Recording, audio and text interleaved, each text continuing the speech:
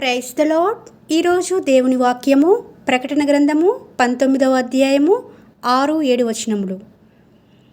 సర్వాధికారియు ప్రభువునగు మన దేవుడు ఏలుచున్నాడు. ఇక్కడ మన దేవుడు సర్వాధికారి అని తెలపబడింది కదండి. సర్వం పైన అధికారము కేవలము ఆ దేవునికి మాత్రమే ఉందని ఈ వాక్యమును అర్థం చేసుకోవచ్చు. అనేక సందర్భాలలో అండి, ఇప్పుడు ప్రజెంట్ మన ప్రపంచవ్యాప్తంగా ఆయా అధికారంలో ఉన్నవారు ఉంటారు కదండి.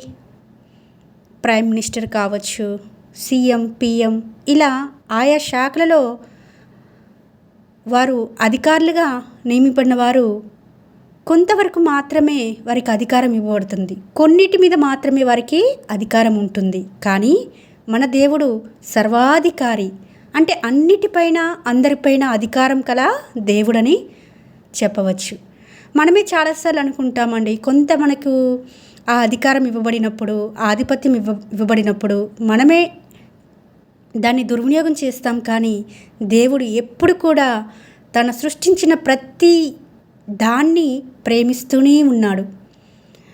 తను ఎంతగానో ప్రేమించి మనల్ని ఈరోజు కూడా సజీవ లెక్కల్లో ఉంచినాడు. అంటే అది మన భక్తి కాదు, మన విశ్వాసం కాదు, మనం అంత మంచివారమని కాదండి. కేవలము ఆయన స్వభావానికి విరుద్ధంగా ఏమీ చేయలేదు కనుక మన మీద కనికరము, నూతనమైన వాత్సల్యము, దయ, జాలి ఎంతగానో దేవునికి ఉంది. కాబట్టి అంత సర్వాధికారి అయిన దేవుడై ఉండి కూడా మనల్ని ఏమాత్రము లయం చేయడం లేదు.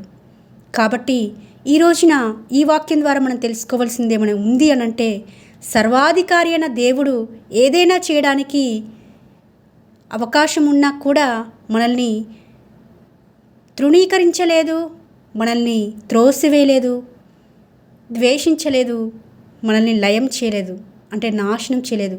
అవకాశాలు ఇస్తూనే ఉన్నాడండి.